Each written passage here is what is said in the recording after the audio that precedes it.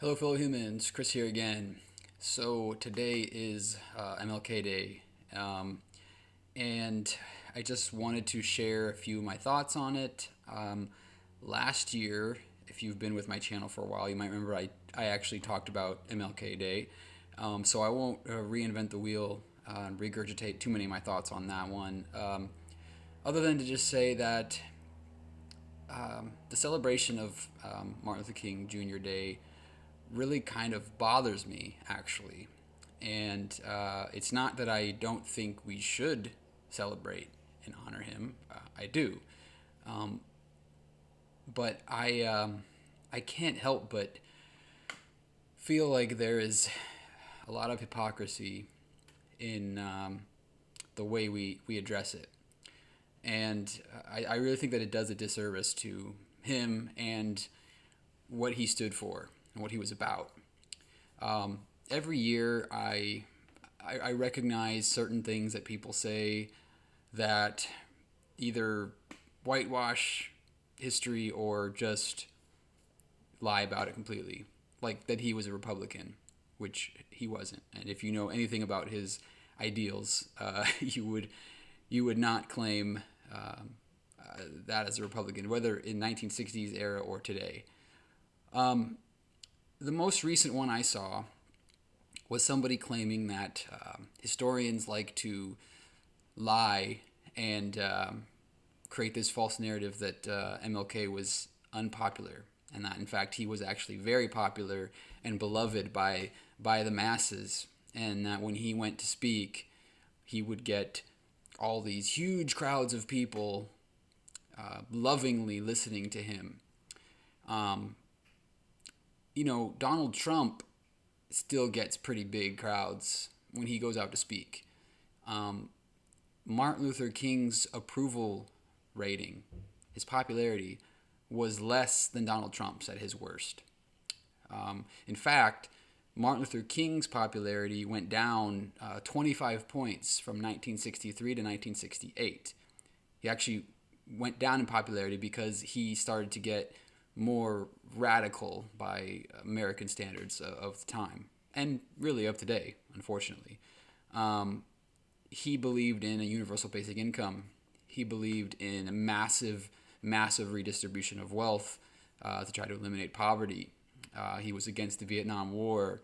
He wanted to provide for safe and affordable housing for black people. I know, crazy, right? Crazy, radical ideas. And these were not popular ideas at the time, not by a long shot.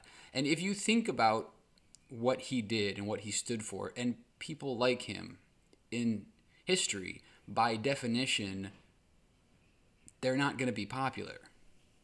I mean, that's why they did what they did. That's why they spoke. They're not. You don't go on a mission like that,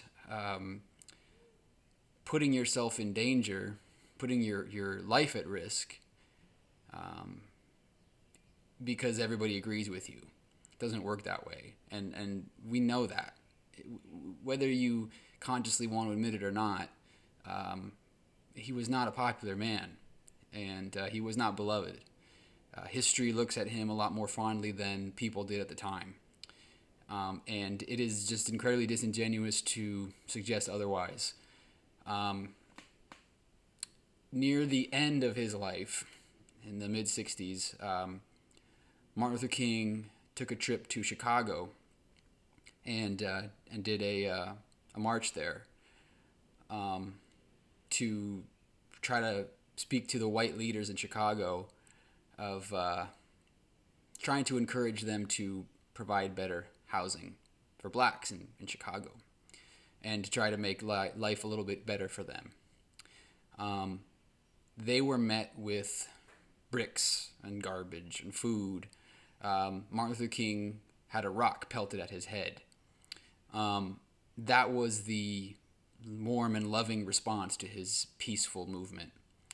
And that's the kind of thing that I think people sometimes miss, because this particular narrative that I was listening to about how beloved MLK was really push on the idea of peaceful protest, how Martin Luther King taught us that real change comes with peaceful demonstrations, peaceful protest. And this sort of underlying insinuation that he would be against Black Lives Matter, for example. You look at the way he was treated in his peaceful protest in Chicago, by the way, not the South, because some people like to say that, well, yeah, he was hated in the South. He was loved everywhere else. No, he was not popular even in Chicago. You look at the way he was responded to in that situation. I would suggest that his peaceful movements were not met very peacefully, and I think that if we try to suggest otherwise, we really do a disservice, obviously, to him, but we also miss the bigger picture by a long shot. I would very much doubt if Martin Luther King Jr. would feel like he had won today. That if he was alive today, that he would feel that we had reached the mountaintop and made it to the promised land. I doubt that. I seriously doubt that, knowing what I know. The fact that those basic things that he was fighting for at the end of his life not only still aren't here, but aren't even popular ideas. I think that says a lot about where we've actually come and where we like to pretend we've come. Martin Luther King Jr. was not popular. He was not beloved, not by the masses, not by the majority. And to suggest otherwise is intellectually dishonest or just stupid. But I just think it's important to remember that, and I think it's great that we honor and remember him. But if we don't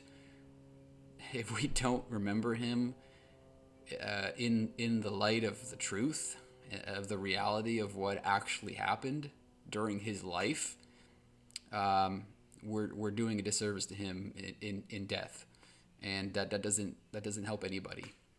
That doesn't help anybody get better. Yeah, obviously peaceful protest is great, but when you look at the Colin Kaepernicks and the Gwen Berrys of the world, and how we respond to their peaceful protests, I mean, just look at my Gwen Berry video. Look at the comments. Look at the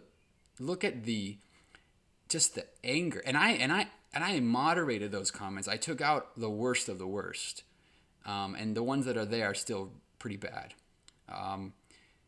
It brings out the worst in people when people of color try to peacefully share their message, and that still exists today.